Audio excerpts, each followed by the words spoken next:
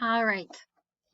Just a little reflection again to keep in mind what we're learning in these texts, sort of from a big perspective. So, this one is about considering multiple perspectives.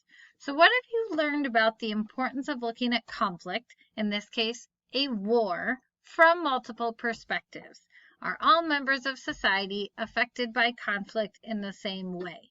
So, we've last week or the first few texts were just about the war, but now we're getting into it. We read one from the perspective of a slave, from the perspective of the daughter of someone who is loyal to Great Britain.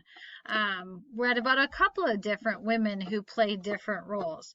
Those are all different perspectives, and they might experience it differently. So, what do you think?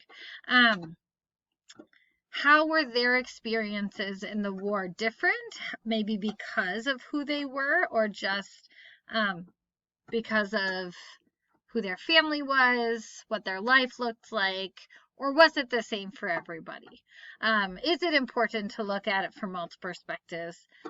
So just give me a few sentences, a few thoughts about that. It doesn't have to be long, but I do want you thinking about what you are learning and sort of putting some things together. If you're stuck, if you want ideas, let me know. Look back at the stories. All right, good luck. You can do it.